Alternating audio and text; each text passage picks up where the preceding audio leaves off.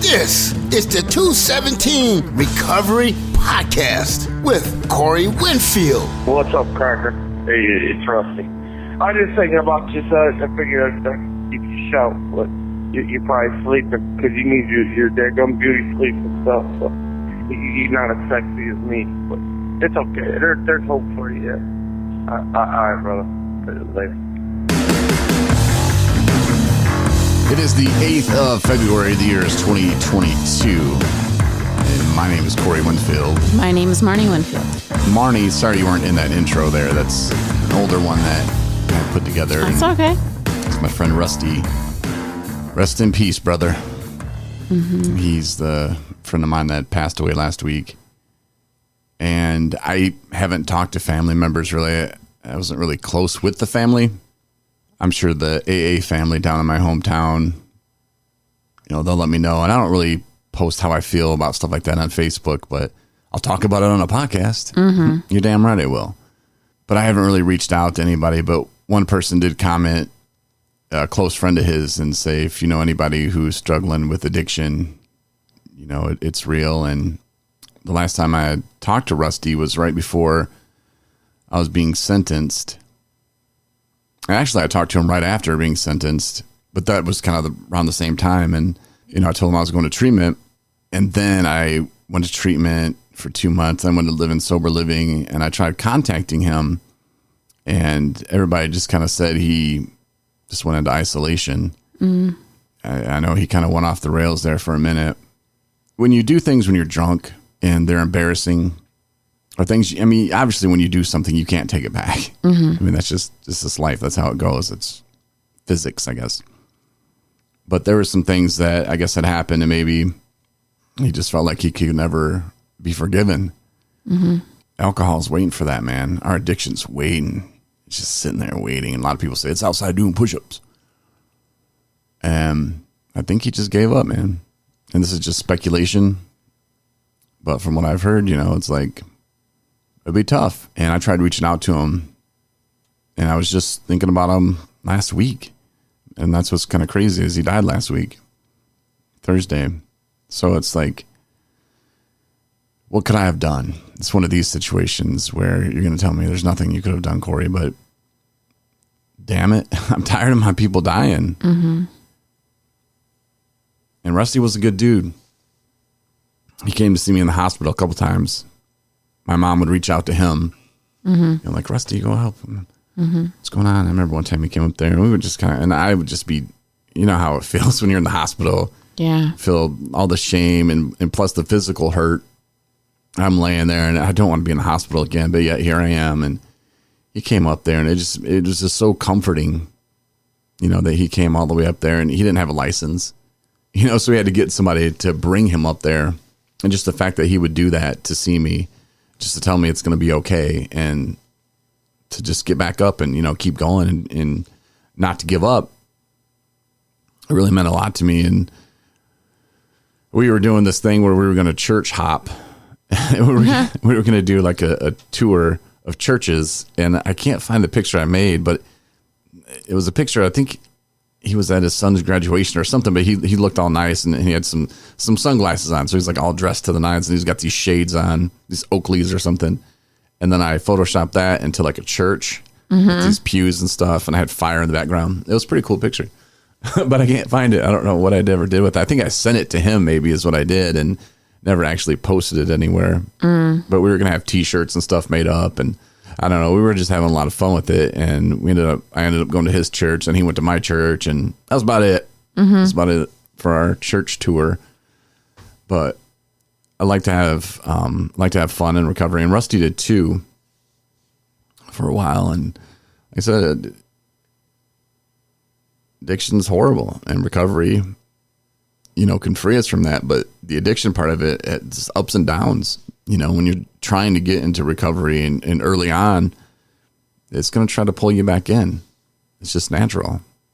It's like when we, like if I were going to get up right now and go to the bathroom, I wouldn't look down at my legs and go, okay, legs, let's push back out of the chair. Let's right leg stand. No, the brain just does it. Mm-hmm. In drinking, that's where the the part of the brain comes in where it's like, okay, I had a bad day, boom, and before you know it, you're off and running, and it's a battle. I had to take this woman today, kind of over by Detroit, and she was talking to her sponsor on the phone, and she was saying that she was so proud of herself. She had turned down these drugs that were offered to her last night, and she was so proud of herself because that was the first time she said she's ever turned down a drug, and it was there in her hand, and she's like about to do it, and it's like, no. And she had promised her sponsor that she wouldn't do any drugs until she went to treatment, or just stay clean until you go to treatment, smoke some weed or whatever is what I guess she told her, but just stay away from the other stuff. Mm-hmm. And she was just so proud of herself because she saved herself all this embarrassment and all this stuff like that. And she was talking about having faith and how that worked, and, just about not giving up anymore, and just a different attitude. And she had been in treatment quite a few times, but, just being able to take somebody today and just know that, hey, maybe I'm helping this person, but I couldn't help my own friend, and I don't know, should I have tried harder? I mean, I guess they say we shouldn't use the word should or shouldn't, it's, I don't know. I wish I would have tried harder. But, I mean, unless I drove to the dude's house and started beating on his door. I mean, I don't know. Like, I'm not his mom. I'm not his dad. My mom never gave up on me. And I'm not saying his mom or dad did. I'm just saying, like, my mother was the person who didn't give up on me. She didn't care. She would come knock down my door, and I'd be in there dying, going, I'm calling the cops, which I did a few times. She didn't care. She was going to get in there and stop her son from drinking himself to death. And I don't know if I should have that. I mean, obviously I can't have that approach with it. I'd go to jail quite often, I think. Mm-hmm. But it sucks, man, because I'm just, I'm sitting here and it's like, I want to help people, but I don't know. I can't even help my close friends sometimes. And you never got a chance to meet them. No. I'm sure I mentioned him a few times. Yeah, you have. And, I was down there. I was really hoping we'd run into him at a meeting. I texted him every time we go down there. I'm like, hey, bro, we're going to a meeting, But he wouldn't even write back. I don't know. Well, I think that's a really common feeling to feel. I mean, when you've lost somebody, even if you weren't extremely close. And for us specifically, because we were so close to death, Mm-hmm. I mean, it was, if I would have kept on doing what I was doing, I would be dead. That's a fact. And, luckily, by God's grace or whatever, that, we had an awakening, spiritual awakening of, of some kind, and, kind of realized that, like, where I was headed was not a good place. I needed to get out of there. I needed to get out of that space. But I mean, for years and years, when I would end up be back in the hospital, I mean, I was still alive, but my mom would say stuff like that. My dad would even say stuff like that. Like, I don't know what else I could have done. Like, what else and they were able to actually physically say that to me because I was still alive. But like, what do I have to do to make sure this doesn't happen again? And it gets to a point where it's not about what other people can do for you. You have to do it for yourself. And I think for us, just doing what we're doing now, spreading the message to not give up and to reach out to people that are struggling and tell them that don't be ashamed of what you're going through. Just take it head on and let me help you help yourself. I just wish, I know. You can't do that. Like, I mean, it's hard. Because I felt like I gave up on myself at one point. I don't know. And last I'd heard, one of the last things too I'd heard is, that he went back to jail because he was on some probation and wasn't supposed to drink. And he was caught drinking, and I guess he went back to jail or something. And it's like, what's that going to do for him? You know, the guy's hurting. He was going through a divorce. He was going through a lot of things. You know, there was a lot of things for us he was going through. And to just throw him back in jail, it's not going to do anything for him, especially in Barron County. I mean, it's dumb. I don't know. My thoughts and prayers go out to his family and, you know, his friends, and I consider him a friend. He was there for me. You know, when I first went to a meeting in Riverside, which I don't think I've taken you to one of those meetings yet. I don't think so. It doesn't sound familiar. I think they're on Mondays and Wednesdays or something like that. Maybe Friday. Either, whatever. I walked in, and then I wasn't as sure of myself as I am today. Or today I love going to meetings. I don't care. I'll go. Yeah, let's figure it out. But I walked in, it was just kind of like looking around, you know, like, oh, God, who do I know here? And nah, Rusty didn't let that happen. He's like, Corey Winfield. Right when I walked in, I was like, oh, Jesus. I was like, what's up, man? He was like, glad you finally found the tables, man. Welcome, have a seat. You know, but he made me feel just at home. And at that time, man, it had been probably over 10 years since I had seen him last, you know. And for him to be like just welcoming like that, and it was great. And like I said, I'll cherish the memories of, you know, knowing that he was there for me, and him showing up for me in the times that I needed, and him calling to check on me. And when the court stuff was going on, you know, him being there to help me a little bit with just hang in there, brother, kind of words. And there's nothing he could have done for me, but, you know, to talk me through it and just say, hey, this isn't the end of the world. You know, you're going to get through this. And one day you're going to look back and say, it wasn't so bad. Why didn't you stop earlier? I'm saying something like that. Like, well, yeah, I probably will. But yeah, thoughts and prayers go out to him and his family. Yeah. So, thanks to Meyer, and this will be the only time I'll say Gaylord. Okay. The Meyer in Gaylord, Michigan, donated to 217 Recovery, which we appreciate. It's fantastic. We're on that mission to hook treatment centers up with like sheets and pillows, stuff that a lot of people don't think about. Think, oh yeah, I'll give them some deodorant. Or, you know, they got toothbrushes. Well, they got toothbrushes and deodorant for days. Which, first of all, give antiperspirant, please. Their deodorant's just a waste. I was surprised by how many men didn't understand that.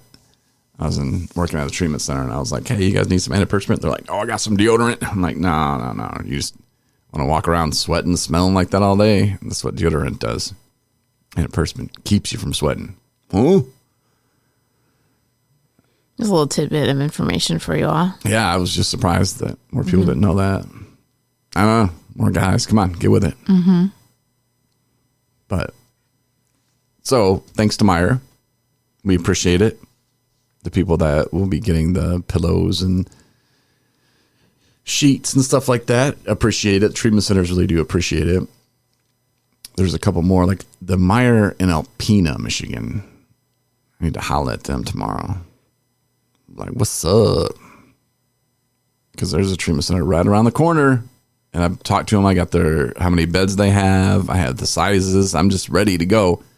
Another thing, like, I can't buy all the pillows here because we played that game around Thanksgiving when we tried packing, 20 pillows in the back of the Equinox, and you couldn't see anything. Yeah, and it's like 2.5 hours away. I have to drive, so I'm like, nah, it's not going to work. Plus, it'd be easier just to go get it, drive it over. Because Meyer is only, 5 minutes away, from the treatment center, so that's not a big deal. But you had to be driving it from here to there, and gotta make another trip. And yeah, technically, I could probably just get it at that Meyer anyway, but I want them to help out your community, Meyer. Yeah. Right. All the other Meyer's been great, man, which is really cool.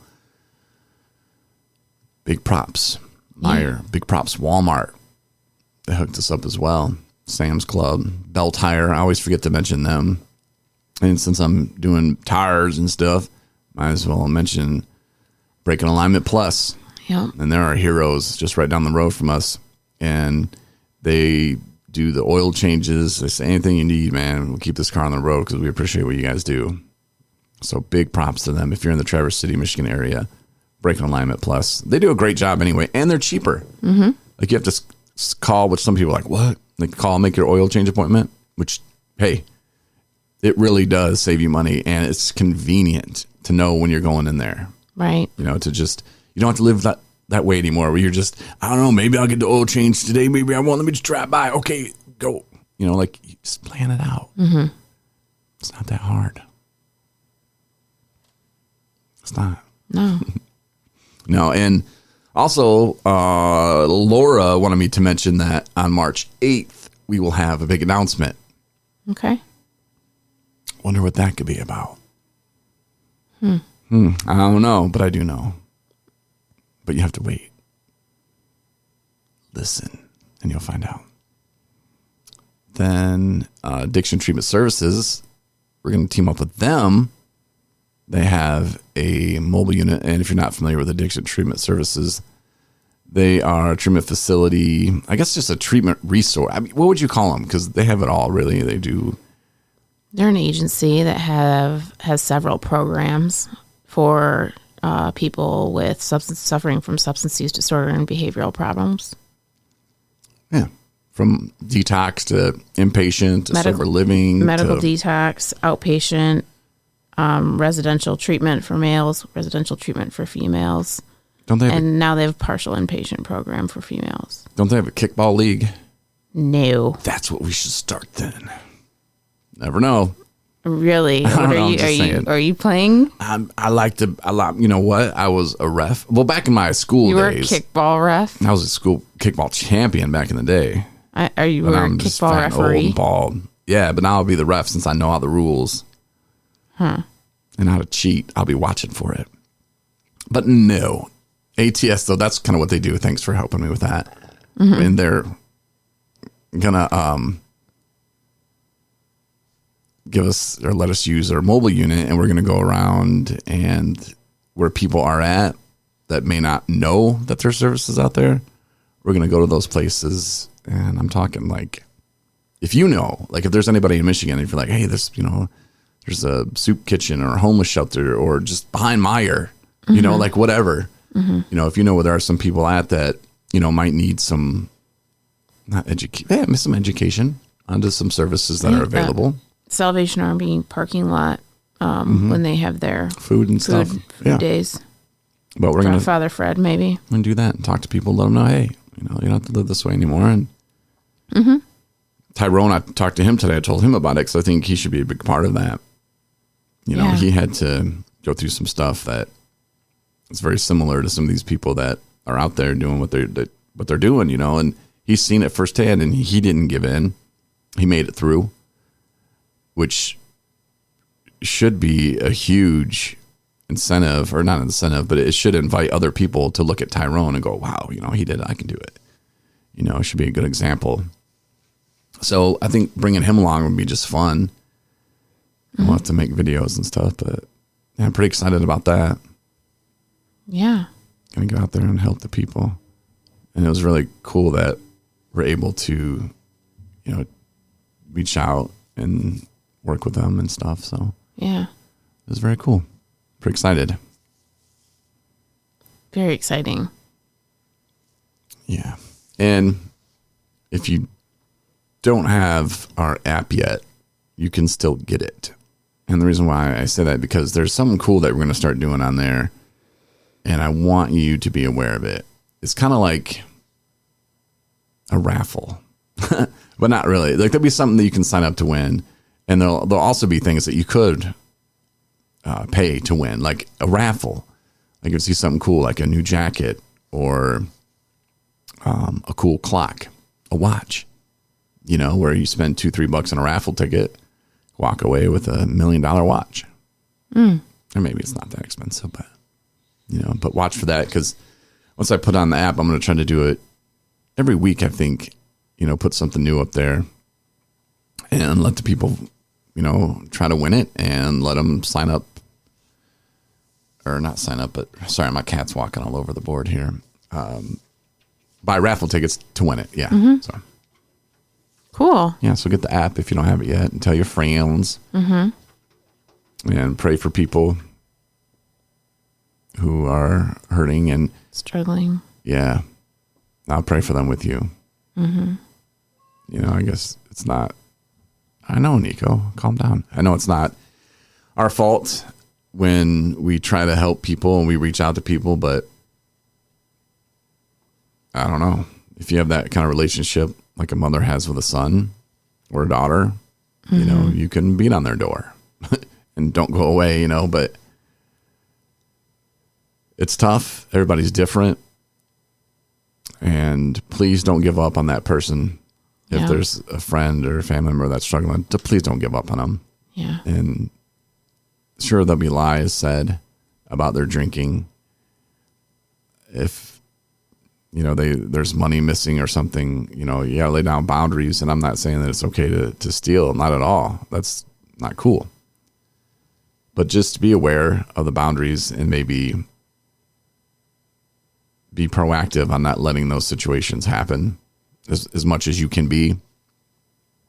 But yeah, please don't give up though.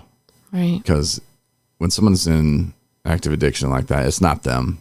And it's not them. That's not the real them. And the real them can come back and will come back if they can get on the right track. Yeah. And pray, for another day of sobriety, because it doesn't need to get like that. Our daily fitness of prayer and, doing the next right thing to stay on the right track is important. It is very important. So do those little things and don't give up. Don't give up on yourself. And I don't know how many, I would say 0 people in active addiction are listening right now. But if you are, don't give up on yourself, man. Plenty of resources on our website at 217recovery.com. Go to resources. There's stuff for people when they get out of jail. There's all kinds of stuff for women, for men. Whatever your situation is, if you're looking for help, there's going to be something for you to click on and learn more at 217recovery.com. Can you hear that? Can you hear Nico beating on the... I can. Window. Yeah. Do you want out? She's exercising. Well, I hate it when she does that when I'm... What are you doing? Here, get out of here. It's okay. Luna was not, when I was trying to facilitate my meeting today, it was all over the computer. These so cats. It's like, for real? Really? Crazy cat people. Jesus. I'm praying, Jesus, please. I love my cat, but this is nuts. And your kitty's cute too.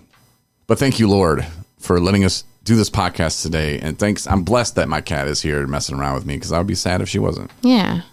Thank you for listening, putting up with us. But yeah, resources, 217recovery.com. Check them out. Get the app in the App Store, Google Play Store. Appreciate you listening. It's Nico, stop it.